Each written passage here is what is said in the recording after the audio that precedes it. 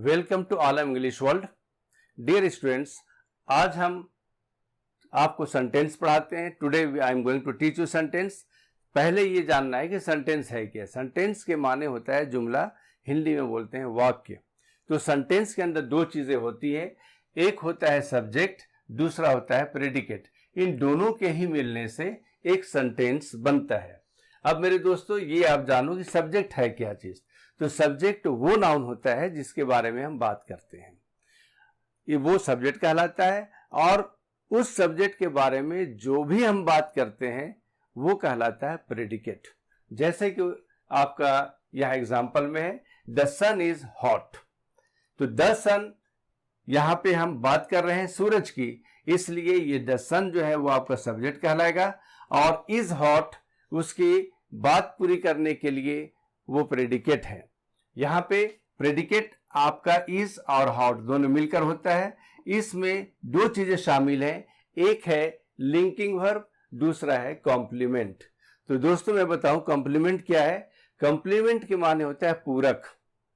पूरक यानी कि वो शब्द जो बात को पूरी करने के लिए इस्तेमाल करते हैं वो पूरक कहलाता है। अगर मैं कहूं कि द सन इज, सूरज है, और बात बंद कर दूं, तो क्या आप बात समझ जाओगे कि बात किसकी हो रही, क्या बात कहना मैं चाह रहा हूं। ये इनकम्प्लीट सेंटेंस होगा। लेकिन जब आप एक कॉम्प्लीमेंट का यूज करते हो, यानी आप कहोगे द सन इज हॉट, जब हॉट का वर्ड आप यूज करते हो तो सेंटेंस पूरी हो जाती है। इसी को कहा जाता है एक सेंटेंस, यानी एक बात, जिसको हम स्टेटमेंट भी कहते हैं। तो ये एक स्टेटमेंट है, द सन इज हॉट।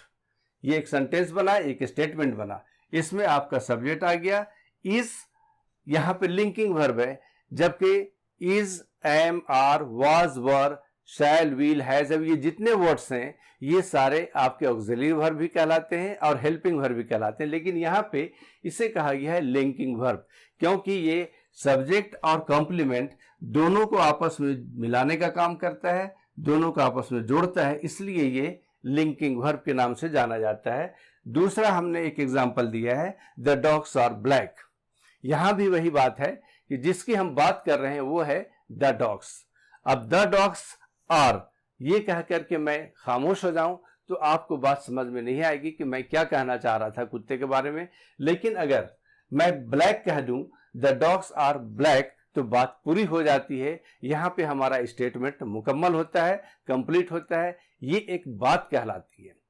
आप कोई भी बात सब्जेक्ट और प्रेडिकेट से एक्सप्रेस कर सकते हो। यही है आपका आज का टॉपिक, सेंटेंस में सब्जेक्ट और प्रेडिकेट का यूज।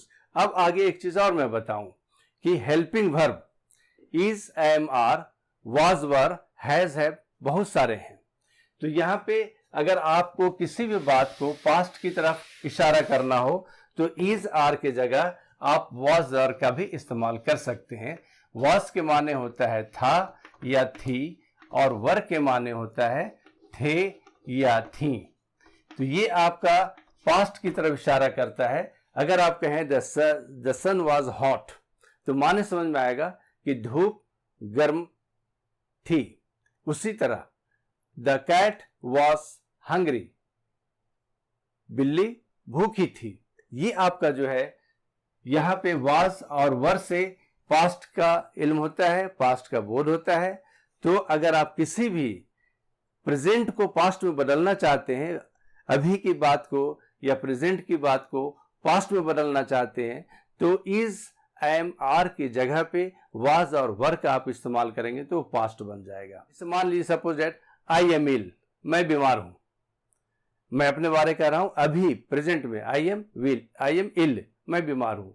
और मैं जब ठीक हो गया तो मैं कहूंगा आई वॉज इल, मैं बीमार था।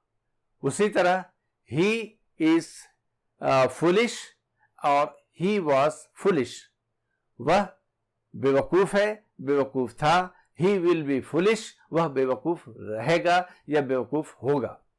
तो इस तरीके से जब आप इज, एम, आर, वाज, वर और शैल बी, विल बी लाते हैं, ये लिंकिंग वर्ब आप पास्ट और फ्यूचर में लाते हैं, तो यहां पे टेंस यानी जमाना, काल बदल जाता है और मीनिंग आपका पास्ट में और फ्यूचर में चला जाता है। आज का वीडियो बस यहीं तक है।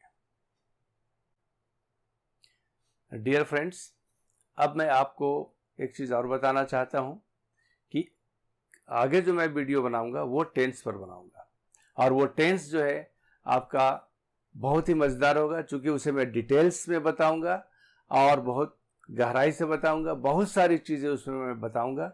आपको ऐसा महसूस होगा जैसे कि अब आप इंग्लिश बोल पड़ेंगे, यानी ऐसा महसूस होगा कि आप अब तो इंग्लिश बोल सकते हैं, और बहुत इजी महसूस होगा।